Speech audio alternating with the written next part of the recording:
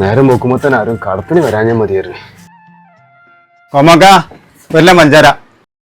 എടാ കയ്യില് പൈസ ഉണ്ടാ? ഇപ്പൊ തുറന്നിട്ടുള്ളൂ. പൈസ പണി കഴിഞ്ഞാണ്ട് വരുമ്പോ തരാം. രാവിലെ തന്നെ അത് പറ്റൂല. ഇജൊന്ന് കറങ്ങിക്കാണ്ട് വാ. അപ്പൊ ഞാൻ കൈനട്ടം വെക്കട്ടെ. അപ്പൊ കൊണ്ടോകട്ടാ. കൈനട്ടം കിട്ടിയിട്ടില്ലല്ലേ? ₹1 മുട്ടായി കൊണ്ട് കാട്ടിയാണ്. ആ ഇജ ആളെ ഇറക്കണില്ലല്ലോ. അല്ല നിങ്ങളല്ല കൈനട്ടം വിറ്റിട്ടില്ലാറിന്. ₹1 എന്താ കൈനട്ടല്ലേ? എന്താ വർത്താനം? കൊലൊക്കെ വലിയ കൊലയല്ലോ.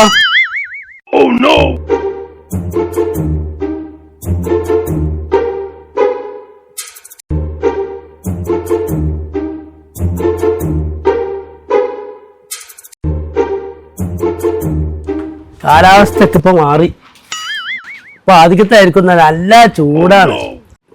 വെയില് ചൂടില്ലെങ്കിലും ഈ കോലത്തിലാണ് പഠിப்புന്നുണ്ടെങ്കിൽ താനെ ചൂടാവും.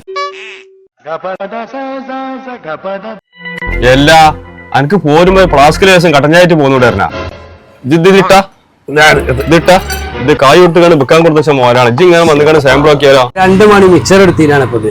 ഇജ്ജിപ്പോ ഇങ്ങനെ 2 മണി മിച്ചർ എടുത്താലേ നിന്റെ മണി ഞാതാവോ?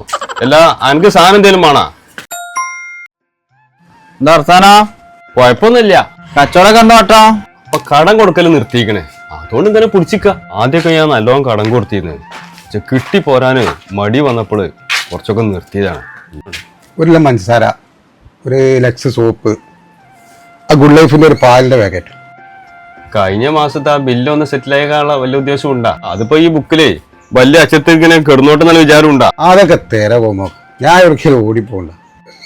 വലിയൊരു ബിസിനസ് ഡീല് വരുന്നുണ്ട്. അത് റെഡിയായാൽ നിങ്ങളെ കടനെ ഞാൻ വാങ്ങും. എല്ലാം സിദ്ധിക്കേ ഈ ബിസിനസിന്റെ കാര്യം പറഞ്ഞിട്ടേ കൊല്ലം 3-4 ബലൂൺ നടക്കുവോ? അതൊക്കെ നടക്കും. നിങ്ങളെ തമാശ എടുത്തിക്കാൻ സാധനം തരാൻ പേരിൽ വിരുന്നേരാ. നിങ്ങൾ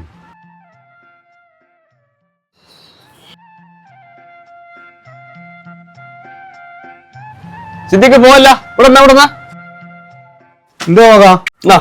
ഇതാണ് കൊണ്ടുപോയിക്കോ. ഇതെന്തോ നോക്കാ? ഇജ്ജൊന്ന് നോക്കൊന്നും വേണ്ട. എന്നെ കുട്ടി കൊണ്ടുപോയി കൊടുത്താളാ. അതെ അന്റെ പെണ്ണുങ്ങളും മോളും കൂടി ഇങ്ങനെ പോണ് സ്കൂൾക്ക്. അപ്പൊ കുട്ടിയുടെ ബാഗ് കീറിയിട്ട് കുട്ടി നിർവഹിച്ചിട്ടുണ്ട്. ഇജ്ജ് പോയിക്കോ. കുട്ടിക്ക് അത് കൊടുത്താ.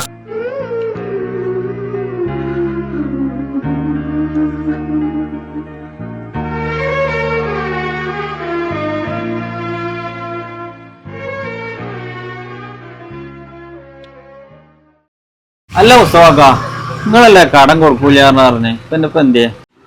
കടം കൊടുക്കൂലെന്നൊക്കെ പറഞ്ഞ് ശരിയാണ്. പക്ഷെ ഓനക്ക് കടം കൊടുക്കാതിരിക്കാൻ പറ്റൂല. ഞാനിവിടെ പണിയും തോരില്ലാതെ നടക്കണ കാലത്ത് ഓൻ ഗൾഫിൽ നിന്ന് ലീവിൽ വന്നപ്പോൾ എന്നോട് പറഞ്ഞു, ഉത്സവാക്ക നിങ്ങൾക്ക് എന്തെങ്കിലും പണി ഉണ്ടാന്ന് ചോദിച്ചു. ഒരു പണി ഇല്ലടാന്ന് പറഞ്ഞു. അപ്പം എന്നോട് പറഞ്ഞ് എന്നാ ഈ കട എടുത്തോളി. അപ്പം ഞാൻ പറഞ്ഞു അതിലേക്ക് മുടക്കാൻ എടുത്ത് കായില്ല. അങ്ങനെ ഇപ്പം ഈ കട ഈ രൂപത്തിലാക്കിയത് ഓൻ്റെ കായ് കൊണ്ടാക്കിയതാ. കായൊക്കെ ഞാൻ കടം വീട്ടി. ഇപ്പോൾ ലീവിൽ വന്ന് ക്യാൻസലാക്കി നിൽക്കുകയാണ്. പണിയും തോരില്ല. അപ്പം ഞാൻ എനിക്കും ഓനെ സഹായിച്ച സ്ഥിതിക്ക് തിരിച്ച് ഞാൻ അങ്ങോട്ടൊരു സഹായം വേണ്ടേ? ഓൻ വരും, കടം കൊടുക്കും. ഓനത് കായ് ഉണ്ടാകുമ്പോൾ ഓൻ തിരിച്ചും തരും. ഓരോരോ മനുഷ്യന്മാരുടെ അവസ്ഥ നമ്മൾ കണ്ടറിയണ്ടേ? ആ കണ്ടറിഞ്ഞ് പ്രവർത്തിക്കുമ്പോഴല്ലേ നമ്മളൊരു മനുഷ്യനായി ജീവിക്കുക.